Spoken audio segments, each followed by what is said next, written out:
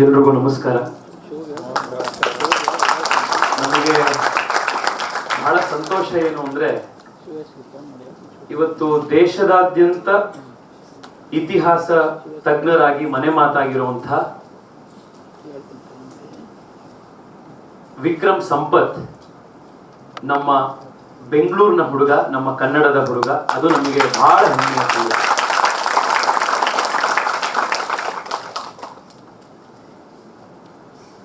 This evening when my father saw me with this book in hand, he remarked jocularly that this Tipu Sultan guy is keeping you all very busy.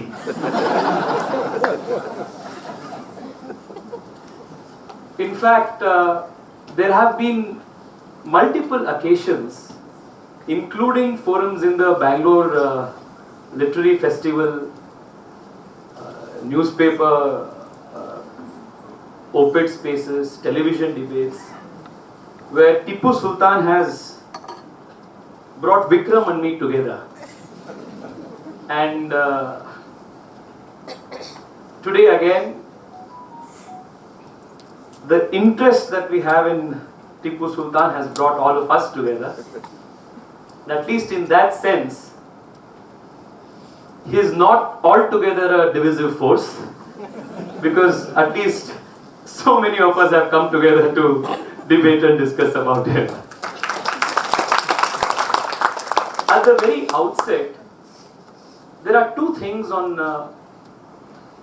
which I want all of us to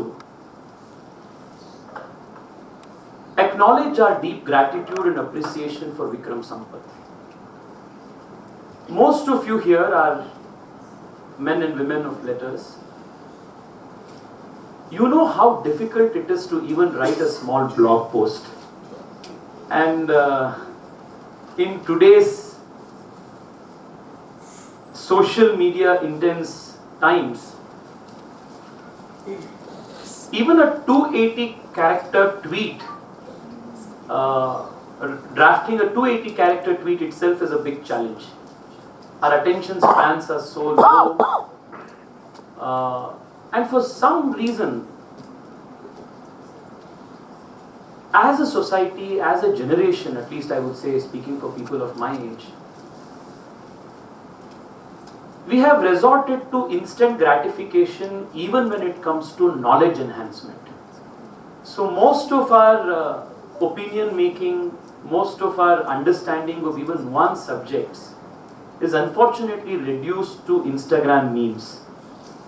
And it is in such a social context that Vikram Sampath has come out with a 1,000-page definitive research historical book.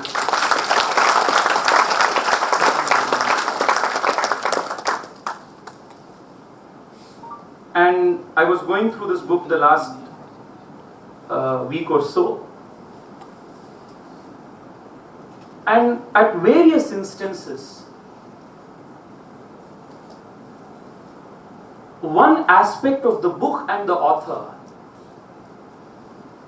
comes out characteristically. Well, there have been historians who have been loyal to ideologies. There have been historians who have been loyal to political parties. There have been historians who have been loyal to their faiths and their belief systems. But there are only but a handful of historians the country has seen whose allegiance has started with and has ended with truth and truth alone. And Vikram Sampath stands shining in that very few of people.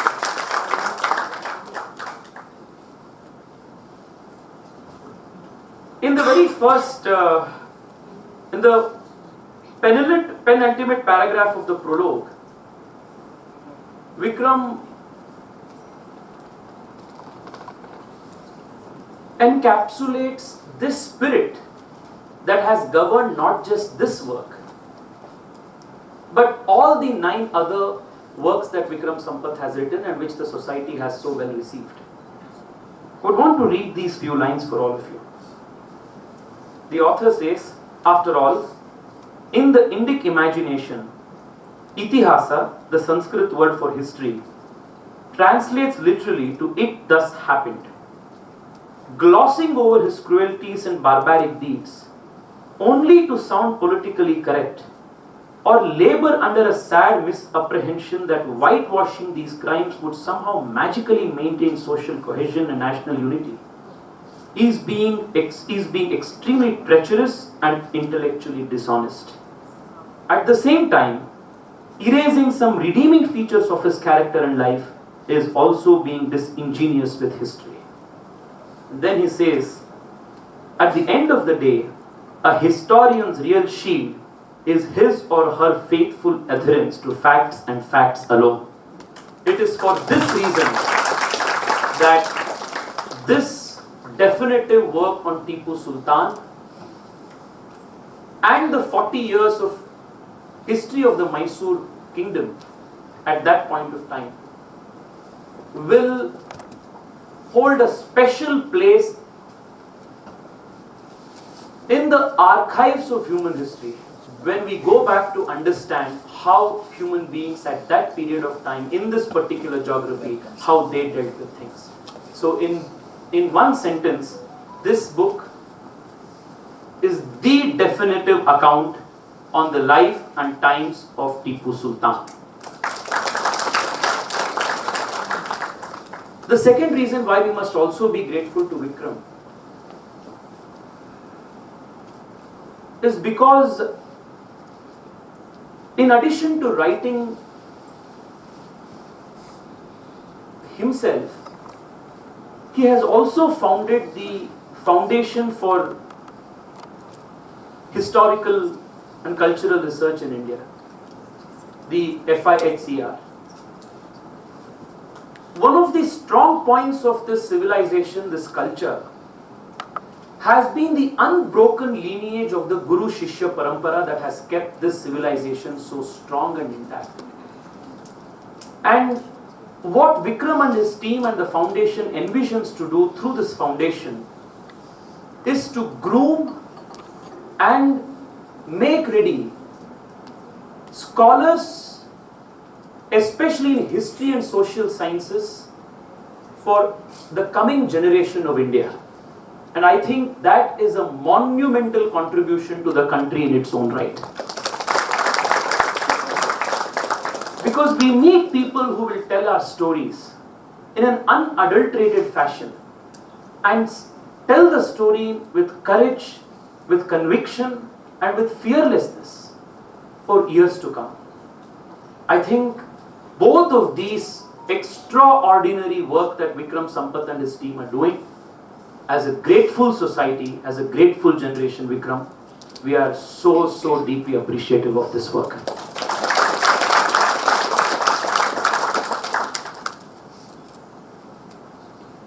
We have a very interesting panel discussion to follow. I would not want to take much of the time. But this book, one may naturally wonder what is the relevance of discussing the details of Tipu Sultan in today's India. And most of the people in the audience is young, and naturally this question becomes even more profound for people who are young. So why should we be discussing what happened 25 years ago? Friends, the reason why this book and the ideas that are discussed here hold such significant relevance and impact in today's real polity, in today's real society, is because the ideas that inspired Tipu Sultan to do what he did then is still inspiring a section of people to do what they are doing today. Like all of you are aware, I am part of the Joint Parliamentary Committee that is dealing with the amendments to the Waqf Act. In Hyderabad, when the JPC was on a study tour, a farmers' delegation met with us. And the opening sentence of that delegation submission was that Aurangzeb may have left us around 400 years ago, but the ghost of Aurangzeb is still encroaching our lands. This was the opening line of the farmers' delegation that came before us. And this is not just with respect to the encroachment of the Waqf, but it holds true even in our public debates, our public discourse when it comes to issues as important as equality of treatment before the law, ideas of secularism, ideas of how history must be written, how our festivals must be celebrated, how our temples must be treated vis-a-vis government. So the ideas discussed here are not just for the consumption of the historian or those who are interested in history, but it is all the more relevant and important for common people like us, because the ideas here have a real impact in the choices that we are making and the choices that we will make tomorrow. I would want to take your attention to a couple of paragraphs from this book, which gives a very profound insight as to why this is important. In the chapter titled The Affairs of the State, the author here quotes from one Mr. Bowring, and the paragraph goes like this. Drawing a rather harsh assessment of his legacy, his here is Tipu's legacy, that was marred by bigotry and despotism, Bowring states, Tipu rivaled Muhammad of Ghazni, Nadir Shah, and Alauddin the Pathan, Emperor of Delhi, surnamed the Khuni or the Bloody, all of whom were famous for the number of infidels slaughtered by their orders. For this very zeal of the faith, this is very important, this paragraph. For this very zeal of the faith, notwithstanding the cruelties which attended his persecutions, the name of Tipu Sultan was long held in reverence by his co-religionists in southern India. A proof how readily crimes that cry to heaven are condoned when the perpetrator of them is supposed to have been animated by a sincere desire to propagate the faith which he professed. Such profound lines. So the motivation for the barbarity, the bigotry, the despotism of Tipu Sultan is condoned by the people who are his apologists, because the motivation for what he did was the religion. And until as a civil society, as an intelligent society, as a society that demands reforms, if we do not push for intellectual, social and historical reforms on this aspect, the ghost of either Tipu or the ghost of Aurangzeb will keep continuing haunting all of us. It is in that context that reading, rereading, visiting and revisiting these historical episodes is extremely crucial for a society like ours. Vikram also quotes in the very foreword that is written by Dr. S.L. Bhairappa. Dr. Bhairappa mentions how when he was the member of the ICHR, he was confronted with this question of what is the object of history? Is the object of history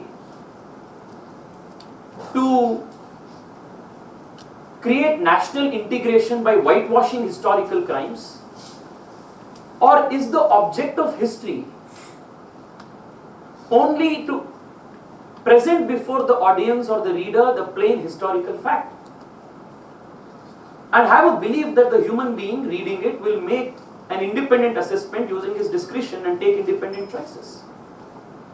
Unfortunately, for a very long time, because of the power of the state and because of the power of the governments, the pursuit of history, both study as well as its narration, was reduced to a political project and not an academic project. And it's only in the last 10 years, thanks to the government and most importantly, thanks to the society at large that has created the necessary ecosystem, that people like Vikram Sampath have come forward and have been writing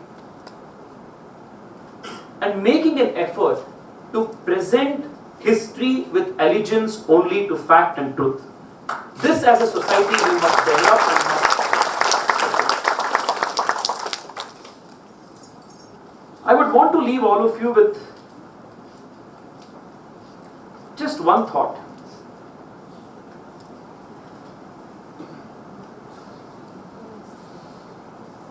That while we are here on the point of revisiting and correcting the mistakes of history and how history is told, I think it is also incumbent on all of us to be extremely vigilant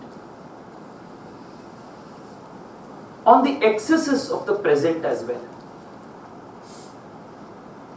Because the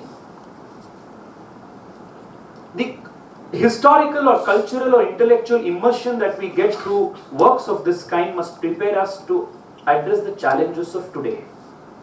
Otherwise, this will be purely an academic pursuit, which historians and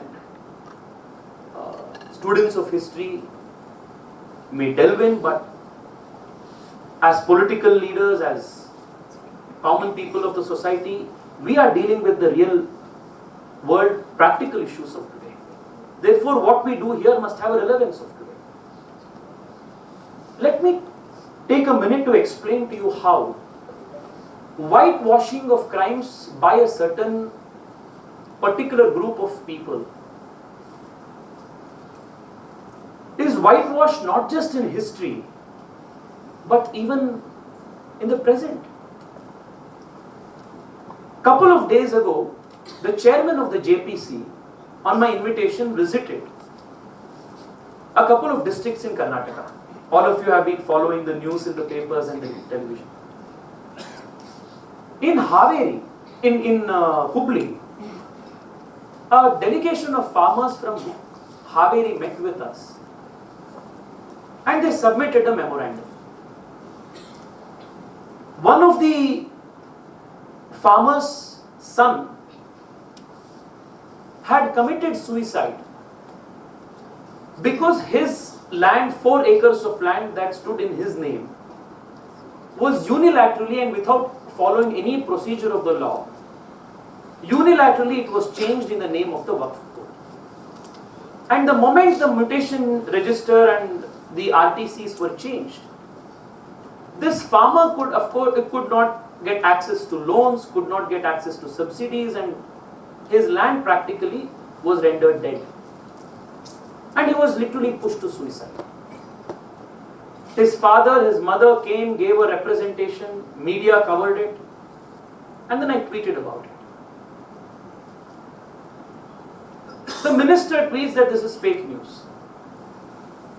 A couple of minutes later, the police department's official handle of that particular district says this is fake news because the farmer had committed suicide for some other personal reason and not because of the Waqf encroachment. And then an FIR is filed not just on me but also on the media organizations that filed this report. And the following day there are big newspaper headlines that an FIR is filed on so and so on these media organizations for fake news. So their credibility is questioned. All along, while this entire drama has unfolded, both the mother and the father of this deceased farmer have given not less than 20 interviews to all media channels, continuously saying that their son died because of this particular reason. But the entire state machinery is on the other hand trying to falsify the claims of the parents. So you don't have to go 225 years back in history to understand the motivations and the SOPs of why these people wanted to whitewash the crimes of history. The same SOP, the same motivation, the same agenda is in play even today. And coming back to the statement the farmers made in Hyderabad, that Aurangzeb may have left the physical world 400 years ago, but his ghost is still encroaching our lands. It's so true. You are seeing today that even the school where Sir M. Vishweshwaraya studied is being claimed as Waqf property. Bidar airport is claimed as Waqf property. Our Vidhan Sauda is being claimed as Waqf property.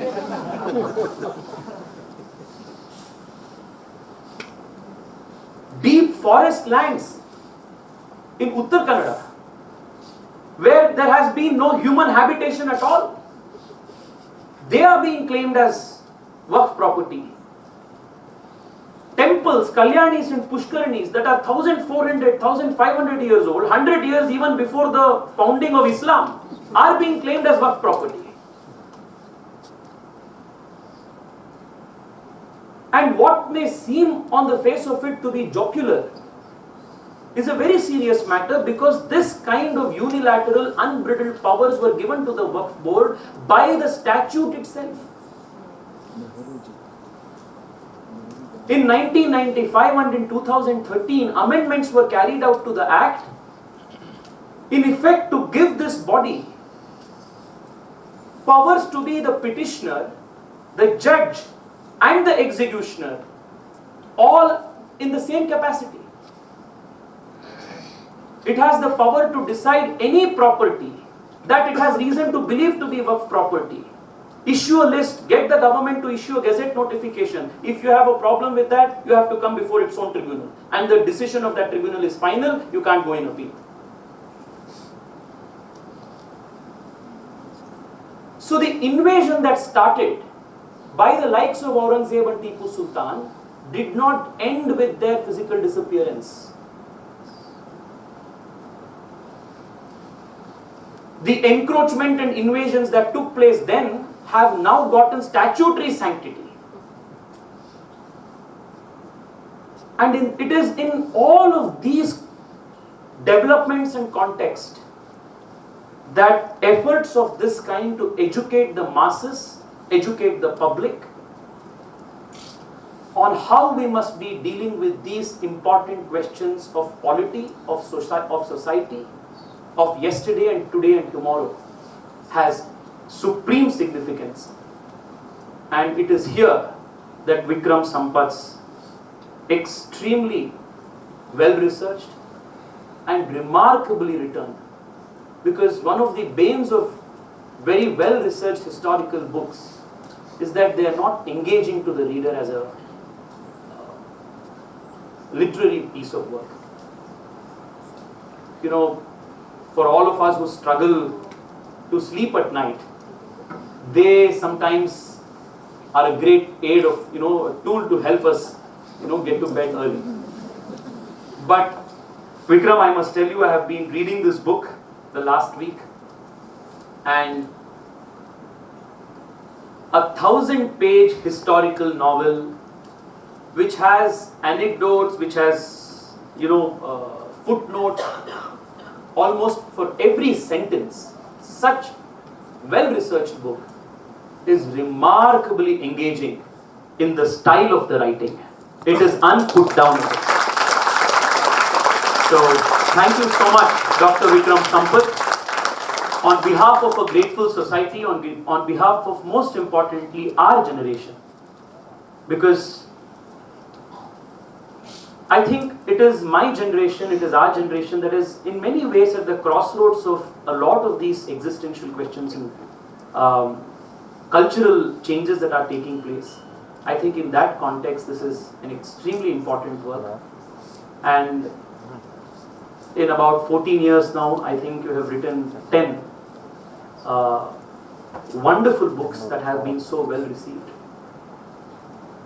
I am very sure that for our generation, you will be remembered in the same respect, in the same adoration that we hold the likes of an R.C. Mazumdar. Thank you so much. All the very best. Bharat Mata Ki Jai.